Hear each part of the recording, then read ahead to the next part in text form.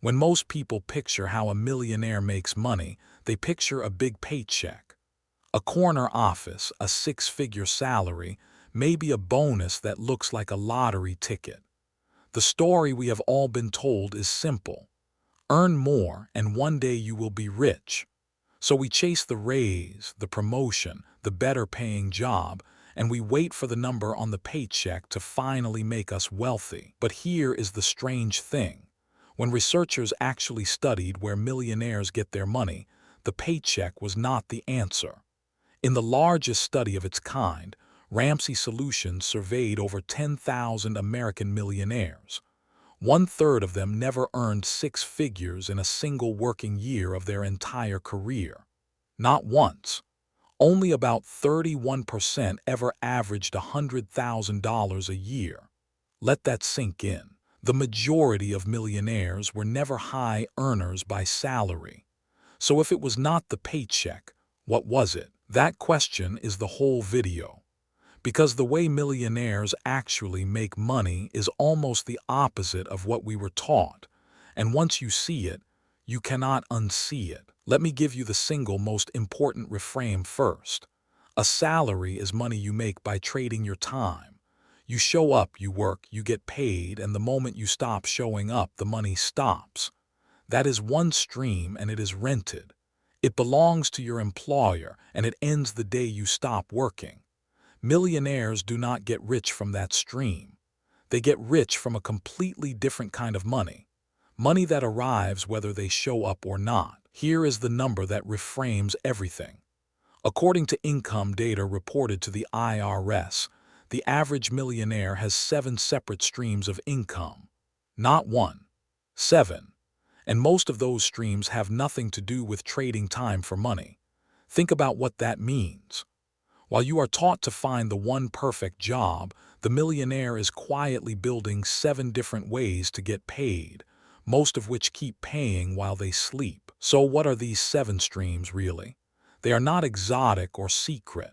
Earned income, your paycheck, is just the first one, the seed. Then there is dividend income, money that companies pay you simply for owning a piece of them. Rental income from property that other people pay to use. Business profit from a company you own a slice of even if you do not run it day to day. Capital gains, the profit when an asset you bought is worth more than you paid.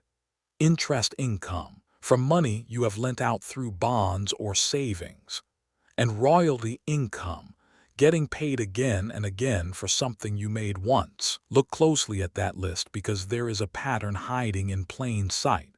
Only the first one, the paycheck, requires you to show up. The other 6 are all the same thing wearing different clothes. They are all income from owning something, a share of a company, a piece of property, a slice of a business, a loan, a creation. The millionaire's real secret is not that they earn more.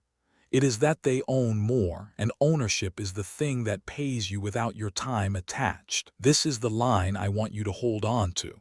The poor and the middle class work for money. The wealthy buy assets and the assets work for them. You have probably heard a version of that before, but the studies put hard numbers behind it. 65% of self-made millionaires had at least 3 streams of income before they made their first million. 45% had 4. 29% had 5 or more. The multiple streams came first. The million came after. They did not get rich and then diversify. They diversified, and that is what made them rich. And you can watch this play out in the numbers if you look at where wealth actually sits. When you study how a normal household's money is held versus a millionaire's, the difference is not really the income. It is the composition. Most of an ordinary household's net worth is locked up in 2 things: the house they live in and the cash in their checking account, neither of which pays them anything. Move up the wealth ladder and that flips. The slice held in the primary home shrinks, and the slice held in things that generate income, retirement accounts, stocks, business equity, grows and grows. By the time you reach real wealth, most of the net worth is sitting in assets that pay. That is not a coincidence of being rich. That is the cause of it. They deliberately move their money out of things that just sit there and into things that earn. And here is the part that should genuinely change how you see this. Most of these people were not born into it. Across the major studies, around 88% of American millionaires are first generation, meaning they built it themselves. 79% received no inheritance at all, not a dollar. Only about 12% ever inherited a large sum. So this is not a story about lucky people who started with money. It is a story about ordinary earners who did one specific thing differently with the money they had. So here is a question for you, and I would genuinely love your answer in the comments. Of those 7 streams, which one feels most realistic for you to start this year? The dividends, the rental, the small business, the royalty? Tell me below, because the honest answer reveals a lot about where you are starting from, and it might just be the next video. Now let me show you the engine underneath all of this, because the mechanics are simpler than the mystery suggests.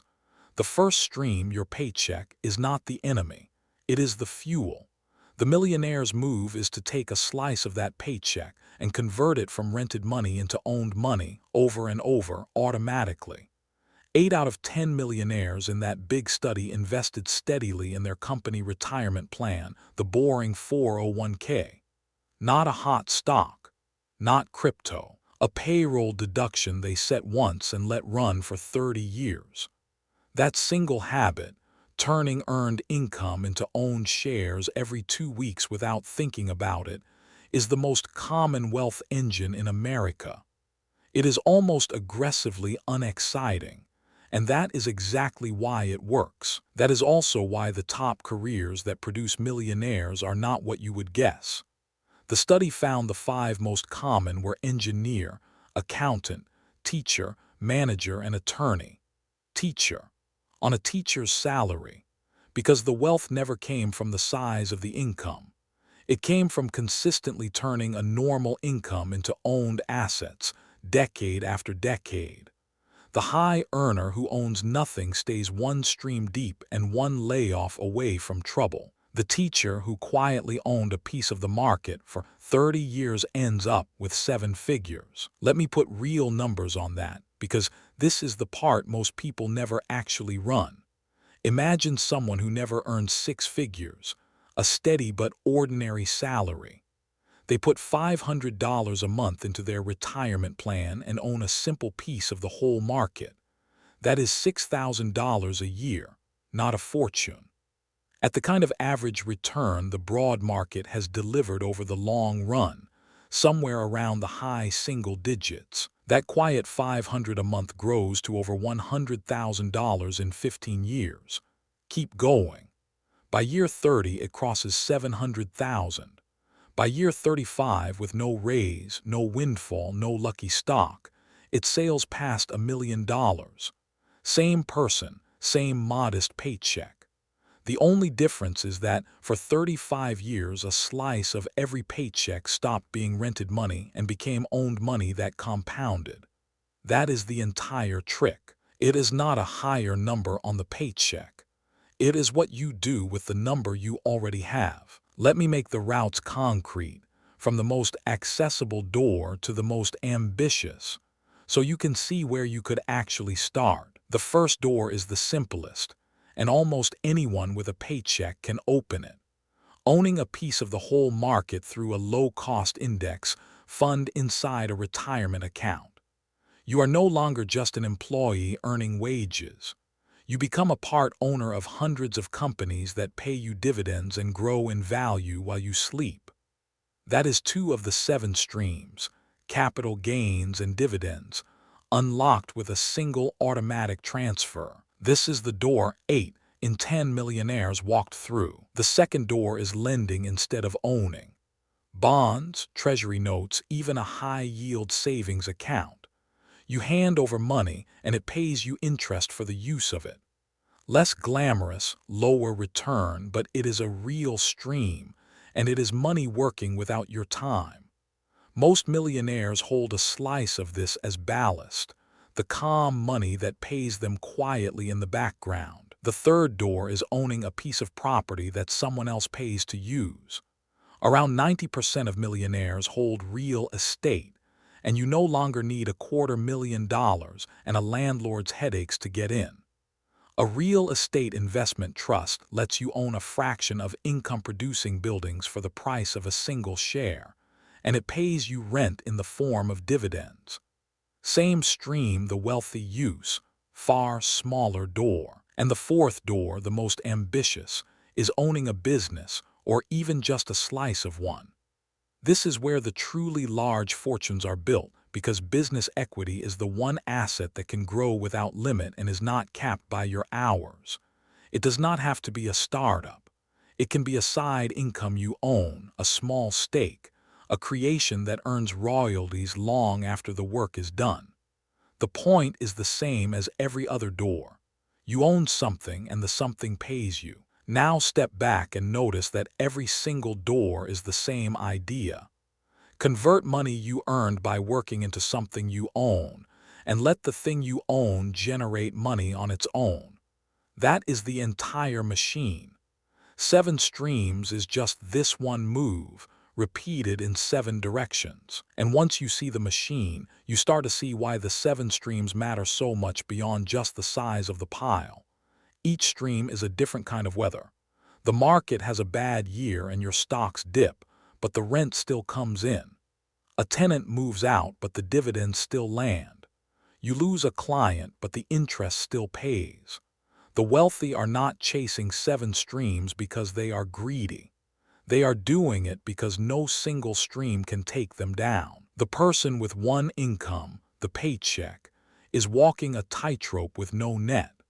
The person with 7 is standing on solid ground, and that calm is what lets them keep their money invested for 30 years instead of panic selling at the first scare. The diversification is not just about more money. It is about the steadiness that makes the long game survivable, and this scales far beyond getting rich. It is how you stop being one paycheck away from panic. It is how you build a life where your money keeps working on the days you cannot, when you are sick, when you are tired, when you simply want to stop for a while.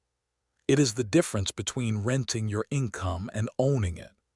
The same single move, taking earned money and turning it into owned money, is the answer whether your goal is $1 million or just the freedom to take a year off without the floor falling out from under you. So let me bring it back to where we started.